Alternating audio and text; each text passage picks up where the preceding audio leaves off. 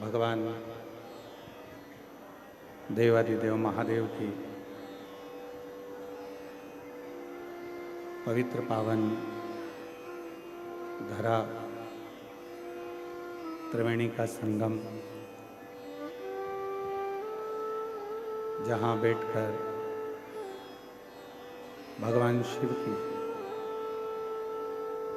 पवित्र पावन शिव महापुराण की कथा श्रवण करने का सौभाग्य बाबा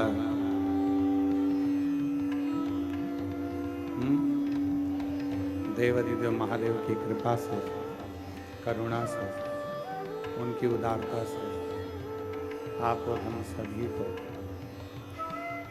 प्राप्त हुआ है।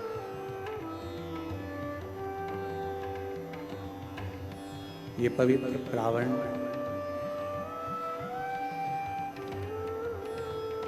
त्रिवेणी का तो संगम है ही, और त्रिवेणी के संगम के साथ में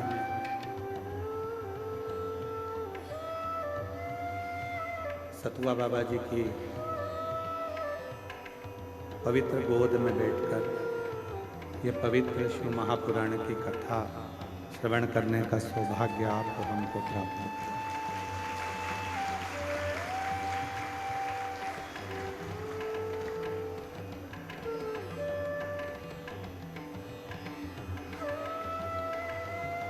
सतुआ बाबा जी के इस पवित्र पावन सेवा शिविर में वर्तमान पीठ पर सतुआ बाबा जी की वर्तमान गादी पर विराजमान जगत गुरु महामंडलेश्वर श्री संतोषाचार्य जी महाराज सतुआ बाबा जी,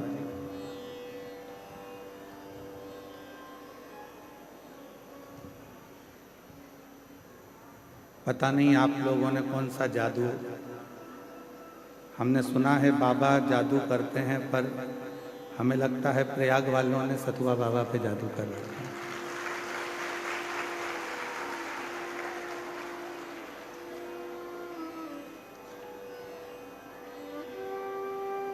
हमारी इतनी व्यस्तता होने के बाद भी बाबा जी ऐसा कोई दिन नहीं छोड़ते जिस दिन प्रयागराज के मेले में आने के लिए फोन ना करते, और फिर समय निकालकर इस पवित्र पुण्यमय धरा पर आना होता है। साथ में ही कथा मंडप में विराजमान चित्रकूट से रामायणी पुट्टी वाले महाराज श्री सरल सहज आपकी अविरल भक्ति शिव के प्रति आपके चरणों को भी नमन करता हूँ। कथा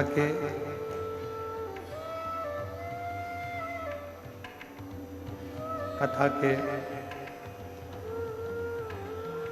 मुख्य यजमान श्री मती सुमित्रा विजय दुबे जी,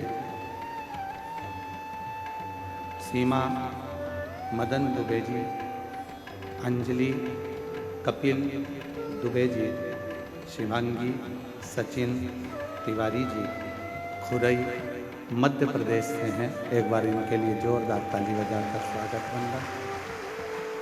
जहाँ बैठे हों यजमान परिवार खड़े हो जाए, यजमान कहीं बैठे हैं तो खड़े हो। बहुत बहुत साधुवाद आपको। एक बार सुमित्रा विजय दुबे जी के लिए, सीमा मदन दुबे जी के लिए, अंजलि कपिल दुबे जी के लिए, शिवांगी सचिन तिवारी जी के लिए, खुरई मध्य प्रदेश से पधारे हैं। एक बार जोरदार ताली बजाकर उनका साधुवाद, जिन्होंने इस पवित्र कथा का यजमान पद ग्रहण किया। एलईडी चालू करिए, एलईडी वाले पीछे की एलईडियां चालू करें।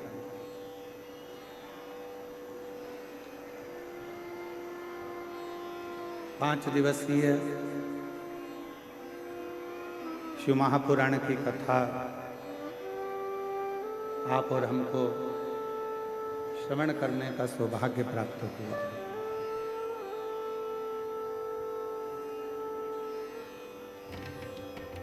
इन 5 दिनों में आप कितना ग्रहण कर सकते हैं, ये आपके ऊपर निर्भर करता है।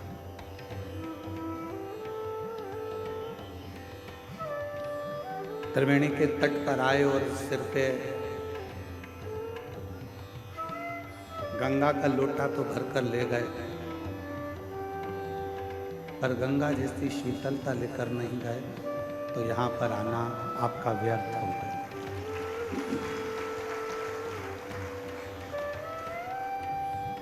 यहाँ आना आपका व्यर्थ है। मूल है त्रिवेणी के संगम पर यदि आप आए हैं और त्रिवेणी के संगम पर यदि आप पहुंचे हैं, तो यहाँ से केवल त्रिवेणी का जल लेकर नहीं, ज्ञान, भक्ति और वैराग्य को सांस लेकर। पीछे आवाज नहीं जा रही है भाई, देखो सेट करो।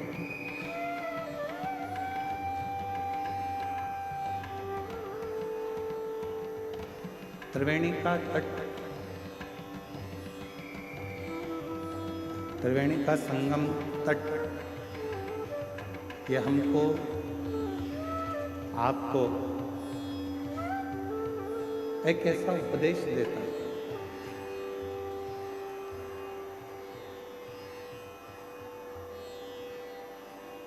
पीछे केवल लड़ा, पीछे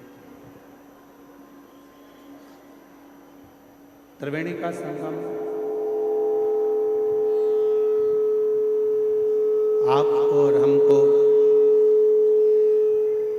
एक ऐसा उपदेश देता है कि यहाँ आने के बाद में व्यक्ति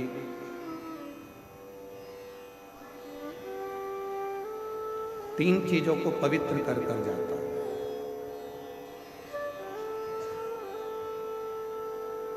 वो तन, मन और धन। उधर चोंगों की आवाज नहीं जा रही है, कहाँ? जहाँ कोने कोने पर लोग चारों तरफ बैठे हुए हैं, बाहर की ओर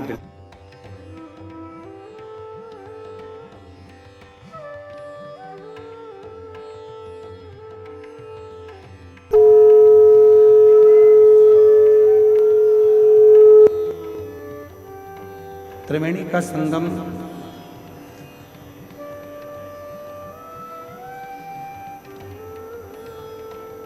तीन पवित्र कर देता है, तन को, मन को और धन को। यहां आने के बाद में आप केवल तन नहीं धो रहे,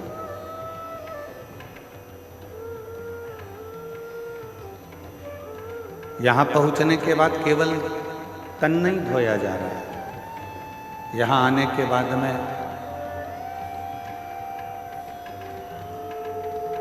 मन भी धोया जा रहा है और धन की शुद्धि भी हो रही है। स्पीकरों को बढ़ाइए, स्पीकरों को, जिससे उधर भी कोने में आवाज़ सभी जगह पहुंचे। स्पीकर की आवाज़ कम है। हाँ तो देखो उसको, क्यों नहीं आवाज़ जा।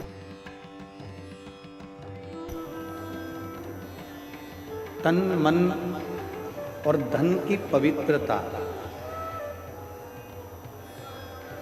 कहीं पर है तो वो त्रिवेणी के संगम पर, इस प्रयागराज की भूमि पर है, जहाँ व्यक्ति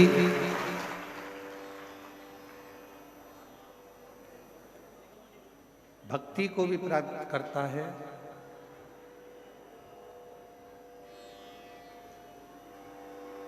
मुक्ति को भी प्राप्त करता है और एक अलग से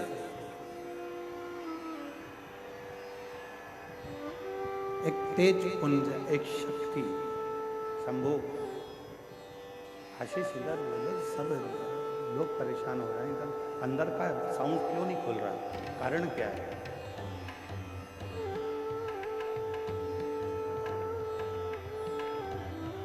इस त्रिवेणी के एलईडी वालों से निवेदन है, कृपया एलईडियाँ चालू करें। प्रांगण की जितनी एलईडी लगी हैं सब चालू करें बीच बीच में। और साउंड वाले भैया थोड़ा साउंड का खोल के रखो। त्रिवेणी का तट एक अलग से ऊर्जा प्रदान करता है। त्रिवेणी का तट एक अलग से बल प्रदान करता है। और हम फिर निवेदन करेंगे कि सारी दुनिया में आप शिव महापुराण की कथा को श्रवण करते हो, और यदि त्रिवेणी के घाट पर बैठकर ये कथा सुनते हो तो तीन चीजें तो मेरा त्रिगुणाकार, त्रिकालदर्शी, त्रिनेत्रधारी, त्रिपुंडधारी, त्रिशूलधारी और त्रिनेत्रधारी भगवान आपको दे ही देगा। बोल बम का नारा है, सारी समस्या का हल श्री शिवाय। त्रिवेणी के संगम पर त्रिकालदर्शी, त्रिनेत्रधारी, त्रिपुंडधारी, त्रिशूलधारी, त्रिलोकी के नाथ देवाधिदेव महादेव की कथा सुनकर हम भी यहां से तीन चीजें लेकर जाएंगे। एक लेकर जाएंगे मन की शांति, दूसरे नंबर पर लेकर जाएंगे हम मन की शीतलता, और तीसरे नंबर पर लेकर जाएंगे हम अच्छे विचार, अच्छी सोच, अच्छी बुद्धि।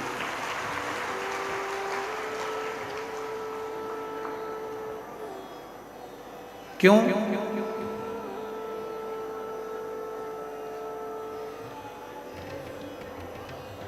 आपकी जेब में जो पैसा रखा हुआ है उसके बहुत सारे बाटेदार हैं।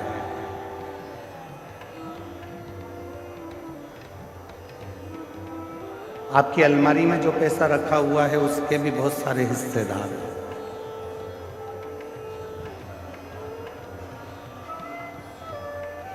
आपके बैंक में जो पैसा रखा हुआ है उसके भी बहुत सारे हिस्सेदार हैं।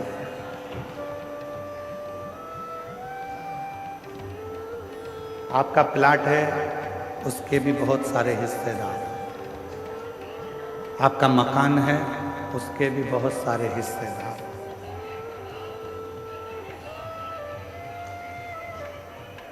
आपकी जमीन के, आपकी प्रॉपर्टी के, आपके धन के,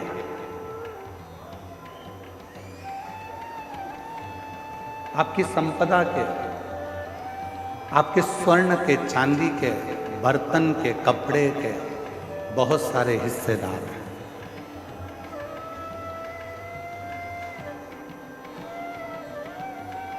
जितना भी आपके पास में धन है उसके ढेरों हिस्सेदार होंगे, पर एक धन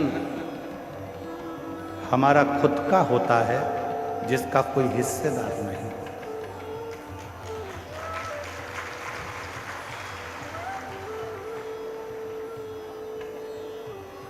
सब धन के हिस्सेदार हैं, पर एक धन है, उस धन का कोई हिस्सेदार होता ही नहीं है। वो धन है आपका दुख, आपकी तकलीफ, आपका कष्ट, आपकी बीमारी, आपका रोग। वो धन एक ऐसा धन है जिसका कोई भी हिस्सेदार नहीं बनता। हम आपसे पूछें, प्रयागराज में आई हुई मेरी जीजियों से, मेरे जीजाओं से, मेरी बेटियों से, बेटाओं से, मेरे बुजुर्ग माँ बाप से मैं एक प्रश्न करूं, आपकी कमर में दर्द होता है तो उसका कोई हिस्सेदार होता है क्या? आपके सिर में दर्द होता है तो उसका कोई हिस्सेदार होता है क्या? आपके पलंग के तकिए के नीचे अगर कोई 500 के नोट की गड्डी रखी है तो उसके बहुत सारे हिस्सेदार।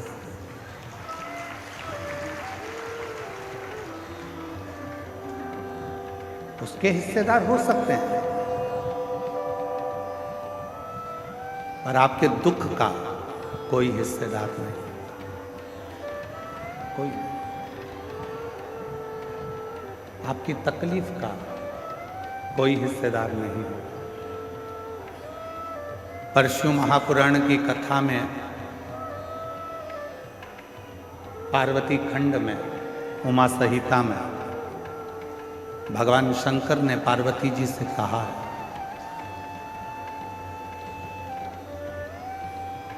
कि दुनिया के लोगों के धन के हिस्सेदार बहुत होंगे, दुनिया के लोगों की प्रॉपर्टी के हिस्सेदार बहुत होंगे, दुनिया के लोगों की संपदा के हिस्सेदार बहुत होंगे, पर पार्वती जो मेरे शिवलिंग पर एक लोटा जल समर्पित करता है उसका दुख का कोई हिस्सेदार नहीं होता, पर जब वो पवित्र मन से मेरे ऊपर एक लोटा जल समर्पित करता है तो उसका दुख का हिस्सेदार मैं स्वयं।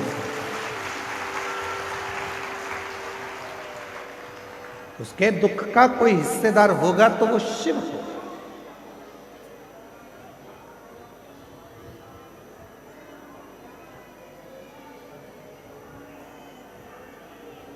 आवाज नहीं जा रही है, वहां से माताएं चिल्ला रही हैं, आशीष वहां साइड। उनके दुख का हिस्सेदार मैं स्वयं हूं।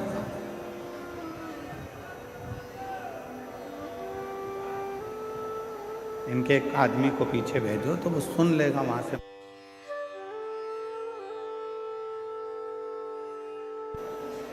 दुख का हिस्सेदार शिव कह रहे हैं कि जब कोई एक लोटा जल समर्पित करता है, जब कोई एक लोटा जल मुझे देता है, तो वो जब दुखी होता है तो उसके दुख का निवारण करने के लिए मैं स्वयं उसके दरवाजे पर पहुंचकर उसके दुख को काट देता हूं। उसके दुख को समाप्त करने की जवाबदारी मेरी हो जाती है। उसकी तकलीफों को समाप्त करने की जवाबदारी मेरी हो जाती है।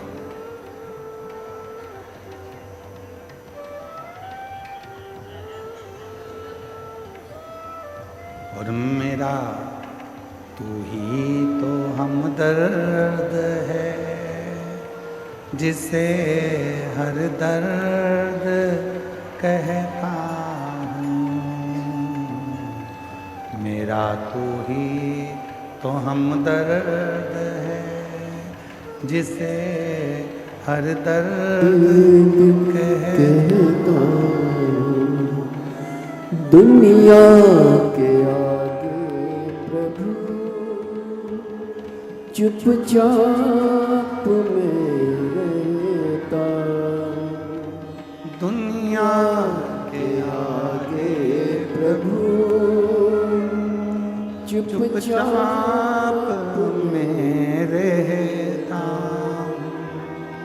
मेरा तू ही तो हमदर्द है, जिसे हर दर्द कहता हूँ।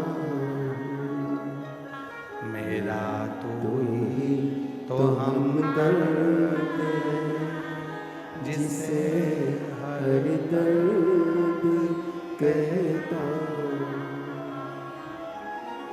शिव से कहीं ऐसी कोई बात नहीं है जो तुम्हारी कट जाए।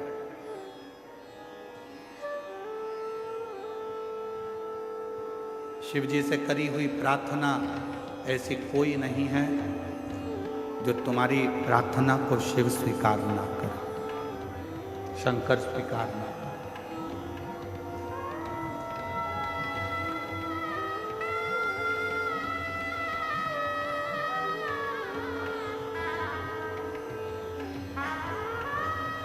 क्या चल रहा है अभी प्रयागराज में? 1 महीने का क्या चल रहा है? इसको कुंभ नहीं कहेंगे, इसको कहेंगे माघ मेला।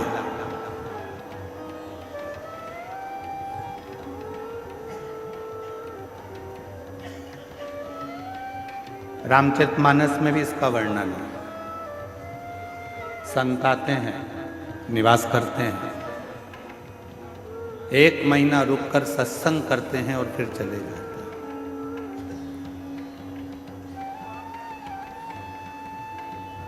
आप क्या करने आए हैं?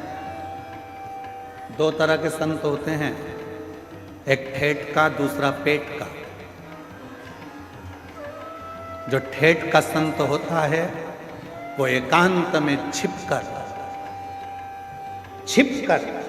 भगवान का भजन करता है, और जो पेट का संत होता है वो छपाकर, खाकर अपना गुणगान करता है। 2 तरह के।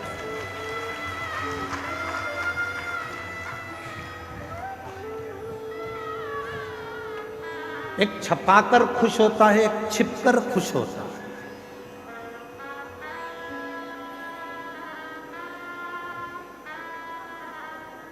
ठेठ का जो संत होता है, जो ठेठ का संत है, वो एकांत में बैठेगा, एकांत में भोजन करेगा, एकांत में भजन करेगा, एकांत में भगवान की भक्ति करेगा।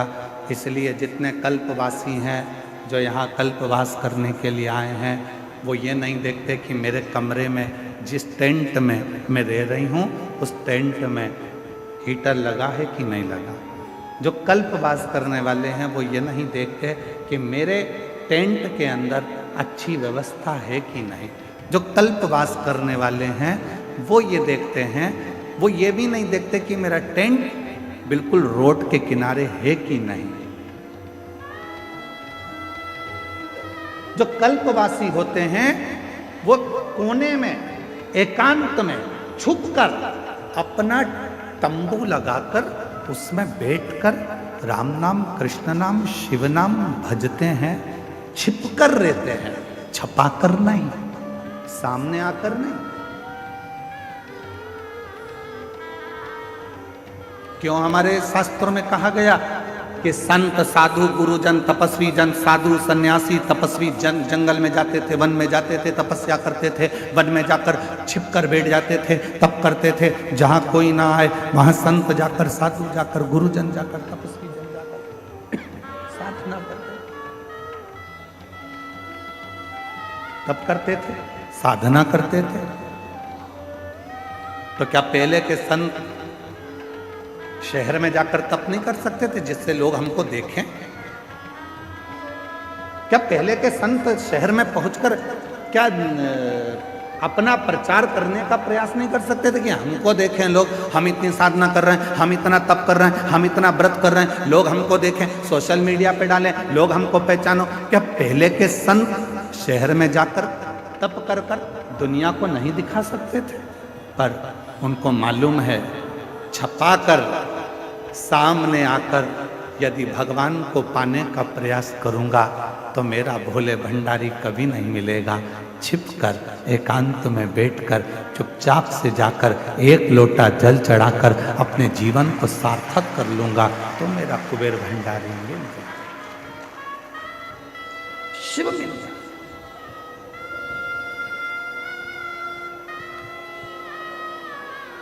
कई लोग कहते हैं, गुरुजी हम सवेरे सवेरे तैयार नहीं हो पाते और लोटा लेके मंदिर में पहुंच जाते हैं जल चढ़ाने, चलेगा क्या? हमने कहा चलेगा। तो कहा हम लोटा लेके जैसे मंदिर में जाते हैं तो पंडित जी कहते हैं कि बताओ, लोटे को साफ भी नहीं करा, गंदा लेकर आ गए, काला काला हो रहा है, और खुद भी तैयार नहीं हुई और आ गई 1 लोटा जल चढ़ाने के लिए। तो हमारा निवेदन है, हाथ जोड़कर कह देना, मैं कितनी भी तैयार हो जाऊं, मेरा भोले बाबा मेरे ऊपर के रूप को नहीं देखता, मेरा भोले बाबा तो मेरा मन देखता।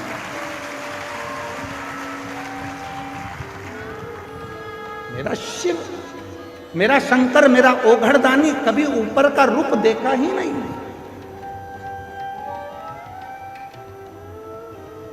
आप कितने सुंदर हो,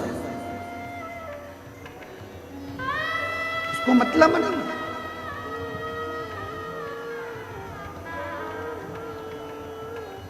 वो नहीं देखेगा।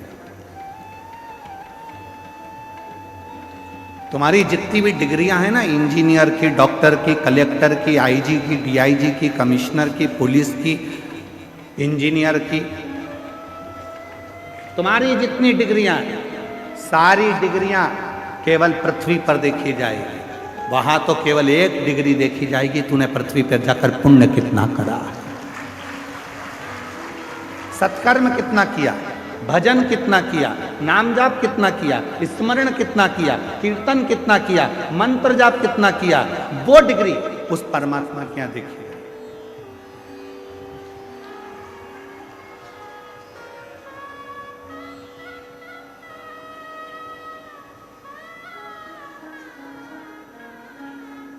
हम ईमानदारी की बात बोले, हम सतुआ बाबा के यहाँ कथा करने क्यों आते हैं? हम एक बार कथा करने आते और हम पक्का है दूसरी बार नहीं आते। पर आज ये कथा करने के लिए माघ मेले में हम शायद मैं कल 3 एक बार महाराज जी, तीसरी बार हमारा आना हो गया। आपको मालूम है हम क्यों आते हैं, किस लिए आते हैं? हमारा आने का केवल एक कारण है कि यहाँ किसी के बैठने के लिए पास का सिस्टम नहीं चलता। यहाँ तो जो आया वो बैठ गया।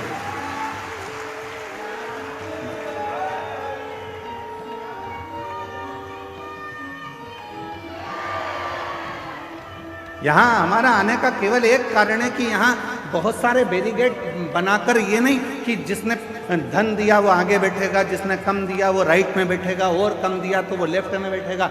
यहाँ तो महाराज जी के इस सतुआ बाबा जी के शिविर में कथा हो रही है और मैं सतुआ बाबा जी संतोषाचार्य महाराज जी को, जगत गुरु संतोषाचार्य जी महाराज जी को धन्यवाद दूंगा कि उन्होंने चारों तरफ की टीनों को, जो चारों तरफ से बैरिकेड लगे थे, टीन लगी हुई थी, पंडाल एक अंदर की ओर यह आश्रम था, उन्होंने सब दूर की टीन को उखड़वा दिया और कह दिया जहां तक लोग बैठ सके उनको बैठ। यहाँ धन की मूलता नहीं देखी गई कि तुमने पैसा दिया तो तुम आगे आकर बैठोगे, तुमने धन दिया तो तुम आगे आकर बैठोगे। यहाँ कोई बैरिकेड की सुविधा नहीं होती है। यहाँ पर कोई अलग से स्थान नहीं बनता कि तुम्हारे गले में पास दिया जाए और तुम पास लेकर फिर इस कथा में जाकर बैठो।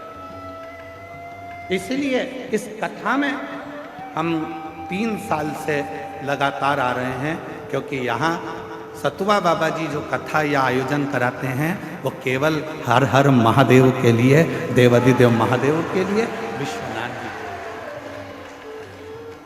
यह दिखावा नहीं है, यह दिखावे के लिए कोई कथा या सत्संग या संकीर्तन नहीं है।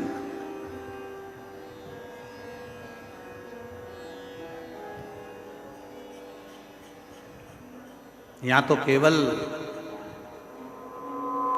आपकी अविरल भक्ति, आपका भजन, स्मरण, कीर्तन और मंत्र।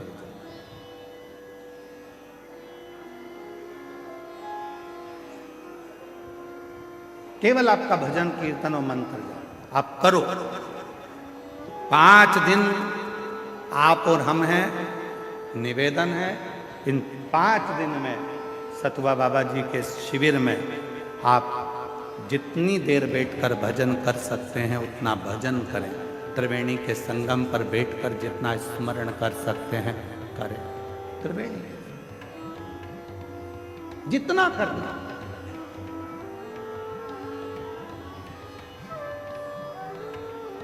और नहीं तो हम तो एक बार आते और एक बार में देख लेते कि भैया यहाँ तो कुछ अलग बात है, तो फिर हम ना आते। महाराज जी हमारी आदत थोड़ी सी बड़ी गलत है।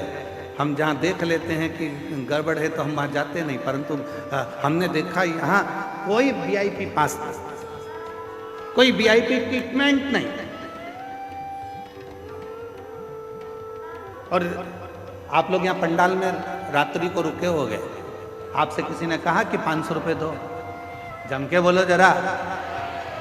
किसी ने आपसे कहा कि 1000 रुपये दो आगे बैठने का, कोई नहीं। इसीलिए हमारा मन सतुआ बाबा जी के इस शिविर की ओर हर साल खींच कर लेकर आ जाता है और यहाँ कथा कर। महाराज ये भाव है और मैं आपको इस चीज़ के लिए धन्यवाद दूंगा।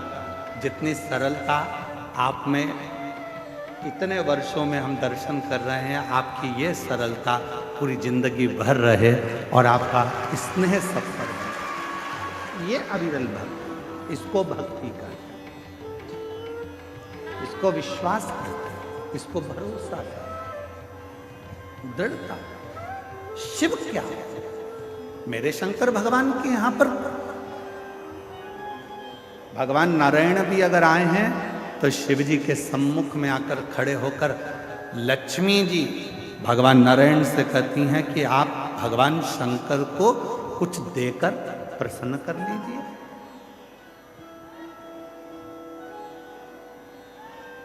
आप भगवान शंकर को कुछ दे दो, प्रसन्न हो जाएंगे।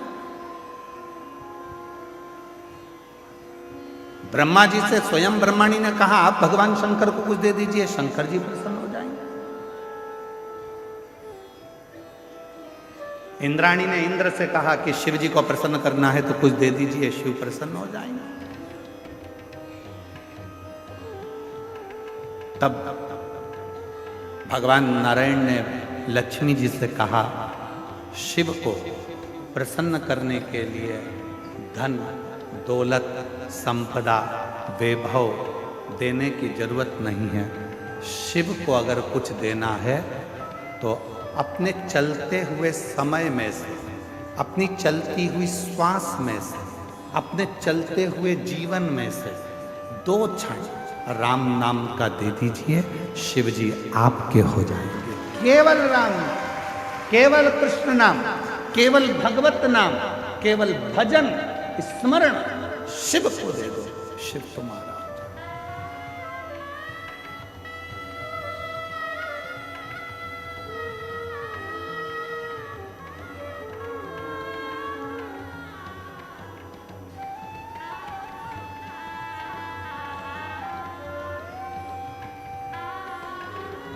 आज घूमने के लिए जाऊंगा सतुआ बाबा जी आपके साथ में, मन है मेरा।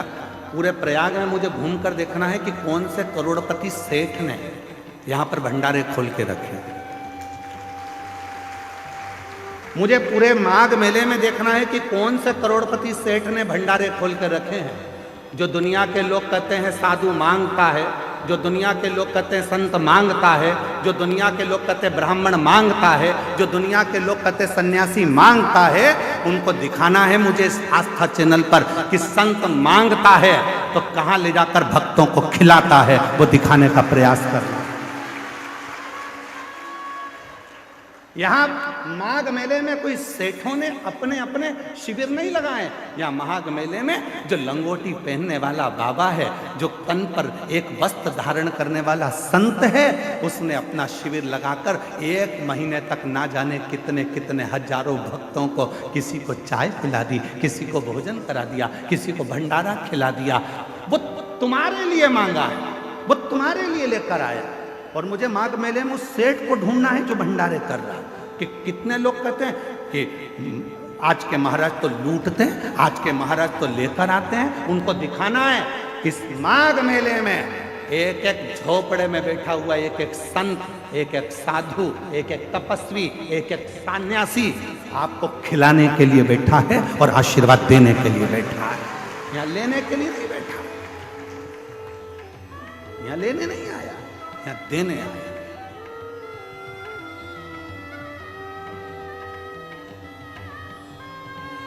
और कोई कोई कहते हैं बाबाओं के पास इतना माल कहां से आता है, क्योंकि बाबाओं के पास एक काम है, बाबा जितना देता है उतना ऊपर वाला उसको देता है। तुम देना चालू करो, बाबा जैसा तुम्हें भी देना चालू कर देगा। तुम संत नामदेव जी महाराज से कहा गया कि नामदेव जी महाराज एक बात बताओ, तुम्हारे झोपड़े में आग लग गई थी, तुम्हारा झोपड़ा जल गया था, तुम्हारा घर जल गया था, फिर रात भर में तुम्हारा घर बनाया किसने? तो एक काम करो, नामदेव जी ने कहा मेरे रिश्तेदार आए थे उन्होंने बना दिया, तो हमारा भी घर बनवा दो तुम्हारे रिश्तेदार से। तो नामदेव जी ने कहा लगाओ आग अपने घर में, तुम अपने घर में आग लगाओ, वो बना कर जाएगा। तुम भी तो एक बार लुटाना प्रारंभ करो, देना प्रारंभ करो। जब दोनों हाथ से तुम देना प्रारंभ करोगे तो हजारों हाथ से वो देना तुम्हें प्रारंभ कर देगा। तुम देव तो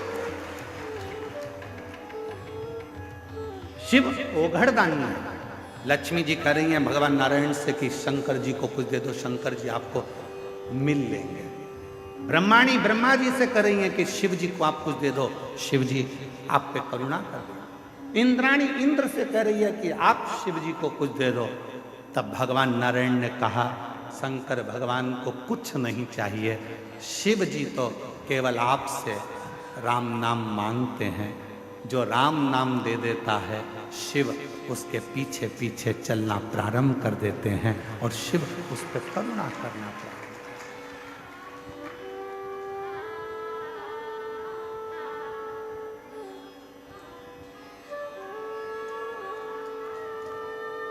ऐसे दयालु नाथ से रिश्ता बनाइए, ऐसे दयालु नाथ से। मेरी जीजियों, सबको आता है ना? आप सबको मालूम है हम हमारे भजन नहीं बदलते। हम ज़्यादा भजनों को इसलिए नहीं बदलते क्योंकि कथा में आप जितनी देर बैठो तो आप लोगों को मालूम होना चाहिए कि जो भजन गुरु जी गाएंगे वो भजन आपको भी गाना, क्योंकि हमारे भजन नहीं होते। हम भगवान से प्रार्थना करते हैं इन शब्दों के माध्यम से कि हम पर भी कृपा करें। तो आपको भी अपनी वाणी में बोलना है साथ साथ, ऐसे दयालु नाथ से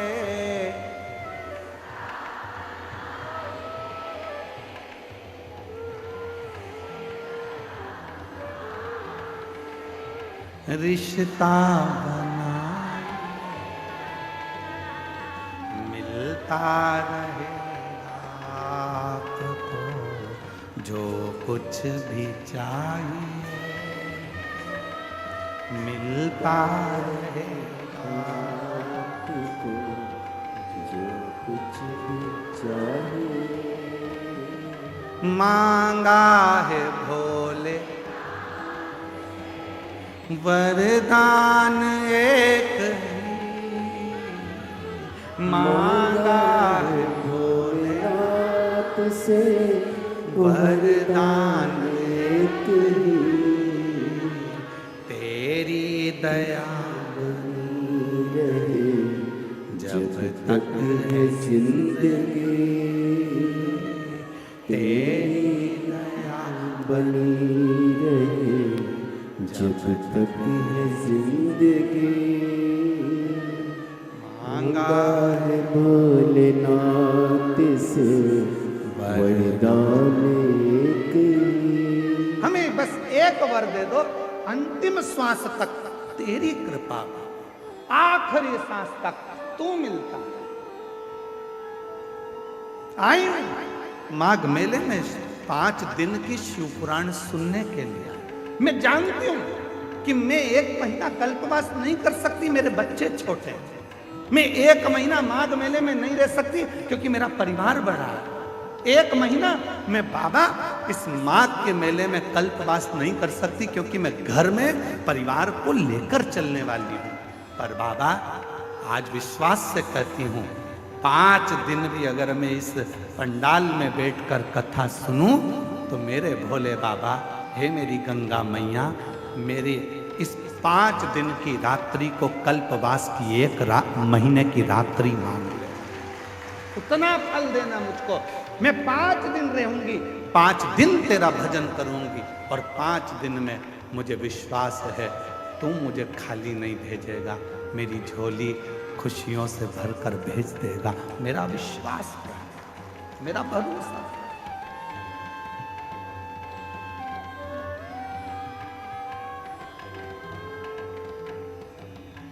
एक माँ ने अपना पत्र लिखा है कि मेरी, देखो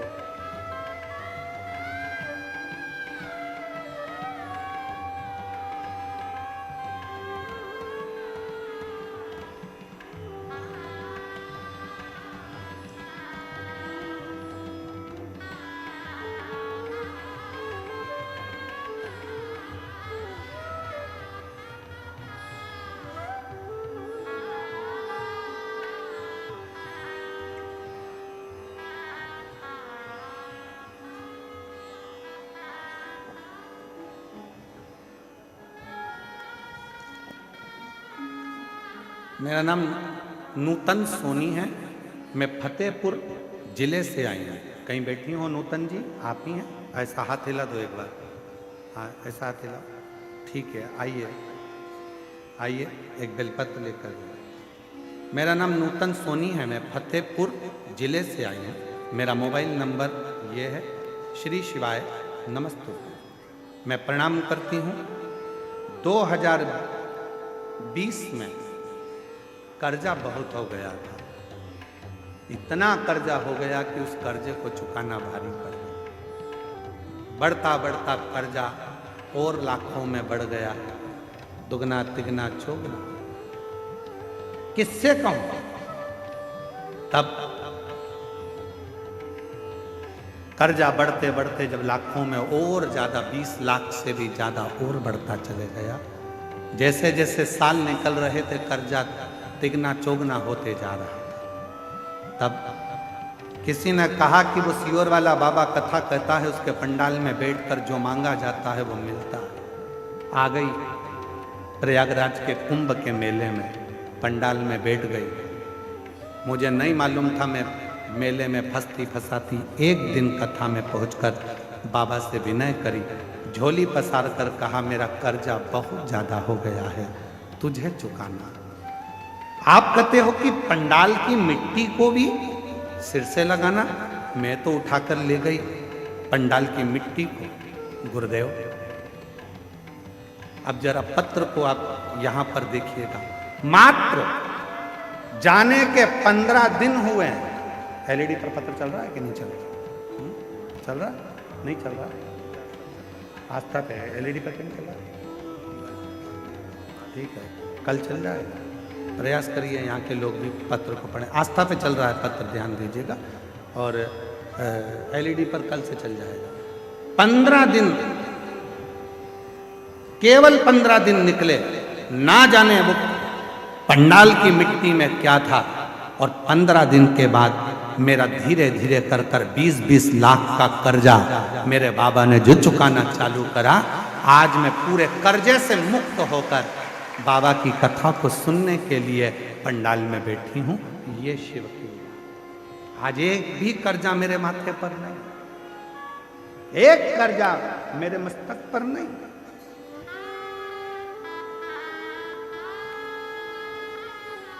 कौन देगा तुमको 20 लाख रुपए? तुम्हारे रिश्तेदार दे देंगे तुमको 20 लाख रुपए? बोलो, जम के बोलो जरा। 5 लाख दे देंगे, 10 लाख दे देंगे, 25 लाख दे देंगे। कोई तुम्हारा कर्जा चुकाने वाला नहीं होगा। कर्जे में डुबाने वाले मिलेंगे पर कर्जा चुकाने वाला नहीं होगा। और याद रखना, कर्जा तुमने किया है तो चुकाना भी तुम्हें है। मेहनत तुम्हें करना है। सियोर वाला महाराज आकर तुमको करोड़ों की गड्डी नहीं देगा। सियोर वाला महाराज आकर तुम्हें कहीं से गड़ा हुआ हंडा निकाल कर नहीं देगा। मेहनत तुम्हें करना पड़ेगा। एक लोटा जल तुम्हें चढ़ाना पड़ेगा। और जब मेहनत और लगन और शिव की भक्ति, ये त्रिवेणी का संगम एक जगह पर होगा तो 15 दिन क्या, 5 दिन में भी कर्जा चुकाने की सामर्थ्यता तुम में बाबा दे।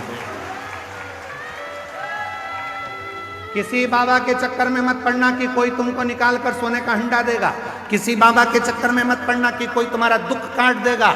हाथ में खुजाल चली है तो तुम्हें खुजालना है। छींक तुम्हें आई है तो छींकना तुम्हें है। खांसी तुम्हें आई है तो खांसना तुम्हें है। उसी तरह कर्जा तुमने किया है तो चुकाना भी तुम्हें है। इसलिए मेहनत भी तुमको करना है, संघर्ष भी तुमको करना है, और साथ में शिव जी पर भरोसा भी तुम्हें करना है। शंकर पर भरोसा भी तुमको, कोई दूसरा। रोते नहीं है बेटा, रो नहीं है। आंसू बचो, चले उठो उठो उठो, आंसू बचो, आंसू बचो, चलो आंसू बचो। अच्छे खुश होकर जा, अब तो बाबा ने तेरे सब कर दिया। एक आंसू बच, आंसू बच, आंसू बच, पहले आंसू बच। अच्छी खुश होकर एक बार जोरदार ताली बजाओ। शिव कृपा ऐसे दयालुनाथ से रिश्ता बनाइए, ऐसे दयालुनाथ से रिश्ता बनाइए।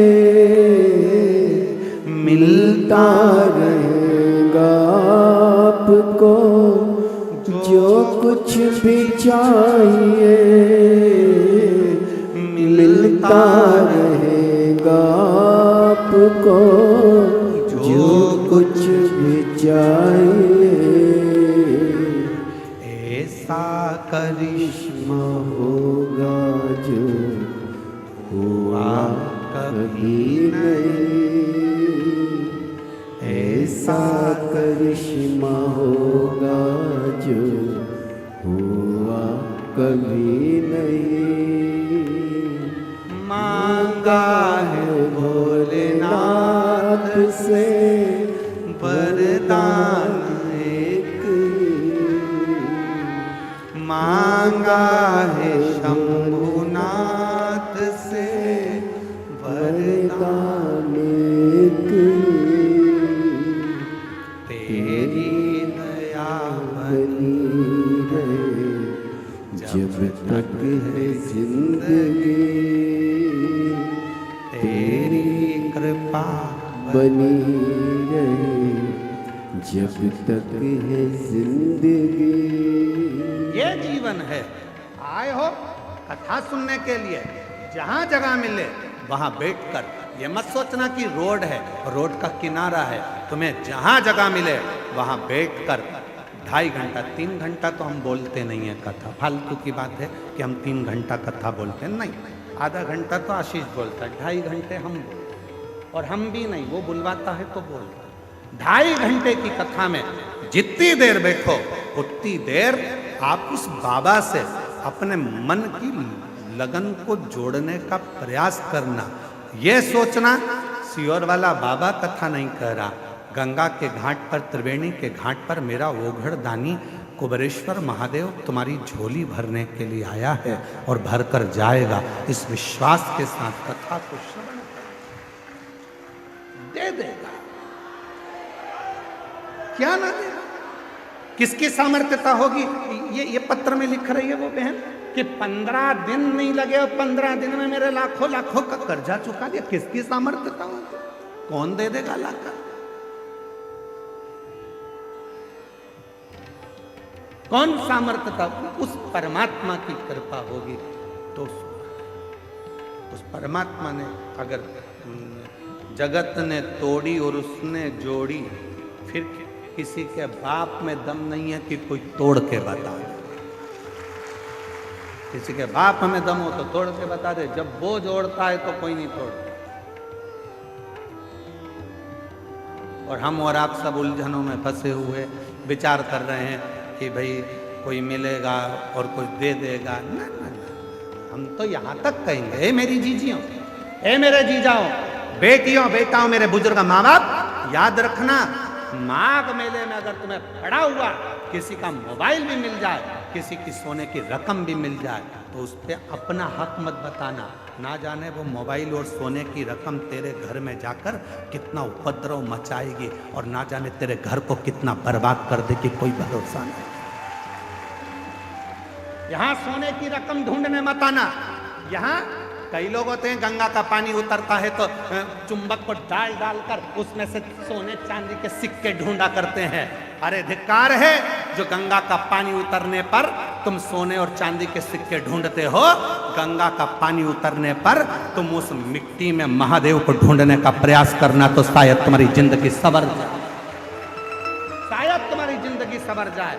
शिव महापुराण की कथा कहती है, जिस तालाब का जल कम होता है, जिस कुएं का जल कम होता है, जिस नदी का जल कम होता है, जिस सरोवर का जल कम होता है, वहां की मिट्टी को लाकर जब पार्थिव लिंग का निर्माण कर कर पूजन किया जाता है, तो उस नदी का जल स्तर जितना बड़ा होता है, उस नदी में जितना पानी पहले भरा होता है, उतना भंडार भोलेनाथ उसके घर में भरना चालू कर देते हैं। ये हमारा शास्त्र प्रमाण है। शिव को बनाने के लिए उसमें से मिट्टी ढूंढो, और तुम क्या ढूंढ रहे हो? चुंबक डाल के पैसा, चुंबक डाल के सिक्का, और लगे कितने हाथ में? 100, 200, 500, 1000, 2000, 1 लाख, 1.5 लाख रुपए हाथ में लगे होंगे। इससे ज्यादा क्या लगेंगे? 2 लाख लगे होंगे, इससे ज्यादा क्या लगेंगे। पर यदि उसमें से जब नदी का स्तर नीचे जा रहा था, कुएं का पानी कम हो रहा था, तालाब का पानी कम हो रहा था, जलाशय का पानी कम हो रहा था, उस समय पर वहां की मिट्टी को लाकर पार्थिव का निर्माण करते, शिवलिंग बनाकर उसकी पूजन कर कर विसर्जन कर देते, तो नदी पूर्व में जितनी भरी हुई थी उतना भंडार मेरा भोलेनाथ तेरे घर का भर देते। ये हमारा शास्त्र का है। एक बार हमने ये कथा पहले कही है, तो किसी ने पूछा क्यों गुरुजी, उस मिट्टी में ऐसा क्या हो जाता है कि भगवान शंकर जितना उस नदी में पानी भराता है उतना भगवान उसका घर का भंडार भर देता है, उस नदी में ऐसा क्या हो जाता है, उसकी मिट्टी में ऐसा क्या हो जाता है। तो शिव महापुराण की कथा में आता है कृष्णेश्वर महादेव की कथा। 12 ज्योतिर्लिंग में से 12वां ज्योतिर्लिंग सुधर्म नाम के ब्राह्मण की 2 धर्म पत्नी थी, भूष्मा और सुदेहा।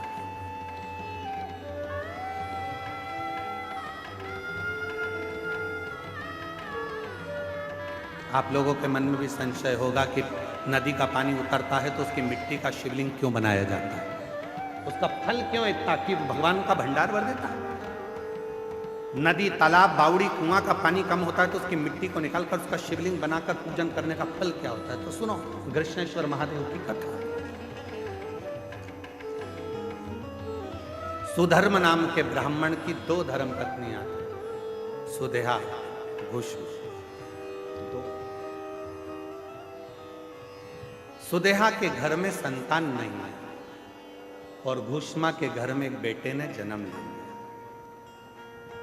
बेटे ने जन्म लिया तो सुदेहा का मुख उतर गया, मेरे गर्भ से औलाद नहीं हुई, और भूष्मा को औलाद हो गई।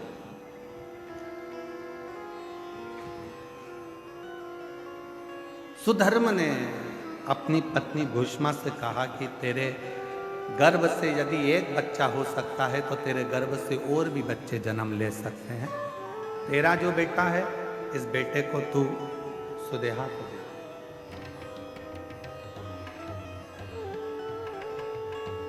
इस बेटे को तू सुदेहा को दे दे। सुदेहा को, हाँ ठीक है। उत्सव रखा बड़ा भारी और भूष्मा ने अपने बेटे को सुदेहा की गोद में दे दिया। अब भूष्मा का बेटा नहीं, अब सुदेहा का बेटा।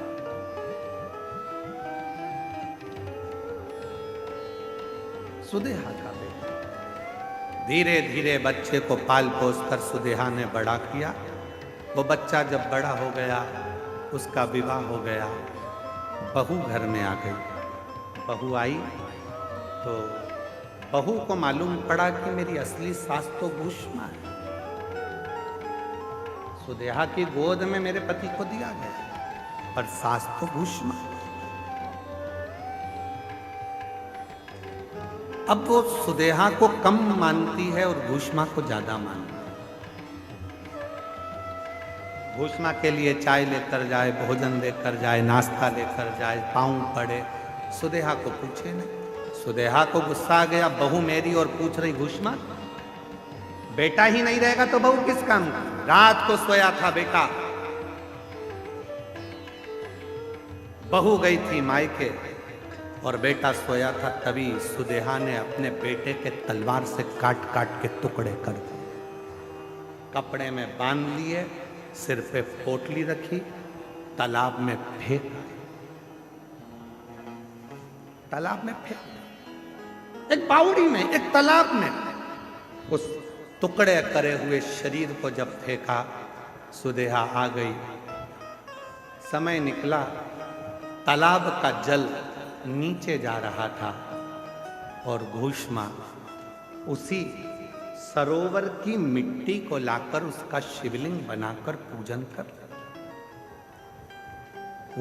कर मिट्टी के शिवलिंग को, पार्थिव शिवलिंग को सिर पे रखकर चली और तालाब में विसर्जन करने चली। मन में आया, बाबा बहुत दिन से मैंने अपने बेटे को नहीं देखा, ना जाने बेटा कहाँ चले गया, दिखता ही नहीं। बस वो पार्थिव शिवलिंग तालाब में गया। थोड़े से पानी में जो पानी का स्तर गिर रहा था, टुकड़े टुकड़े हुए हुए बेटा कई दिन पहले मरा था, वही बेटा तैरता हुआ बाहर निकल कर आ गया।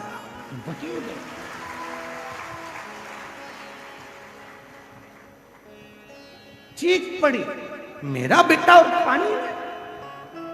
मां से गले लगा, बेटा तू पानी में कैसे आ गया? पता नहीं, पर अंदर कोई बाबा था। दोनों पति पत्नी ने मेरी बहुत सेवा की। भूष्मा ने आवाज लगाकर कहा, बाबा मैं जानती हूं कोई दूसरा बाबा नहीं आ सकता, बाबा तो मेरा महादेव ही होगा।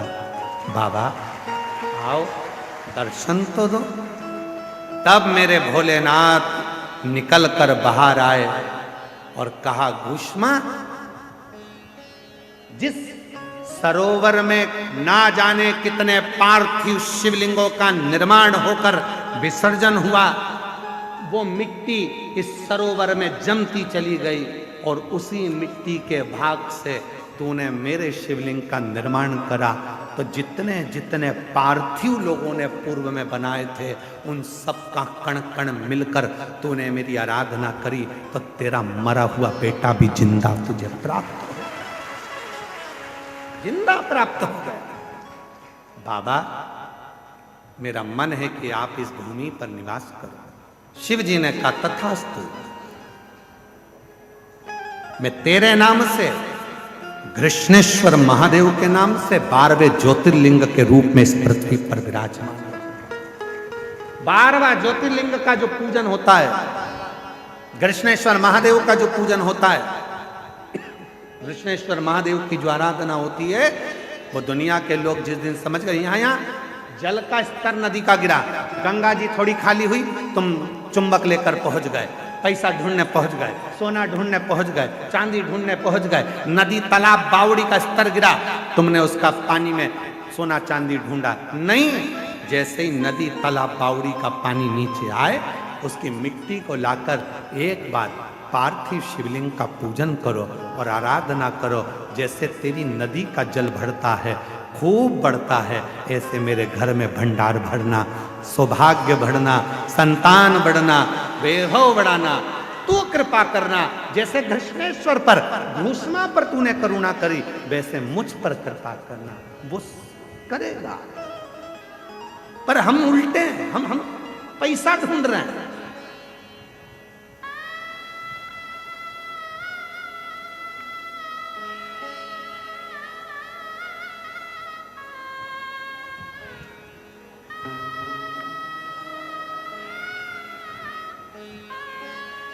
यहां 2 तरह के लोग आते हैं गंगा का स्नान करने के लिए त्रिवेणी के घाट पर। एक हर हर गंगे करने आते हैं और एक सबको नंगे करने आते हैं। यहां त्रिवेणी के घाट पर 2 तरह के लोग आते हैं। एक हर हर गंगे करने आते हैं, बिना कोई भी विचार करे, बस गंगा का स्नान, पूजन अर्चना, ध्यान, आराधना, साधना, स्मरण, भक्ति, छिपकर छुपाकर नाम जप करना, भोजन भंडारा कराना और चले जाना। और दूसरे तरह के आते हैं, सबको नंगे करने। ये गया गंगा के जल में और वो गया चुपचाप से तुम्हारे कपड़े मपड़े भरे, और तुम बाहर निकलते सी पूछा कपड़े रखे थे, तो बाहर खड़े हुए बोले तुम कर रहे थे हर हर गंगे, वो कर रहे थे तुम्हें नंगे। गया ले।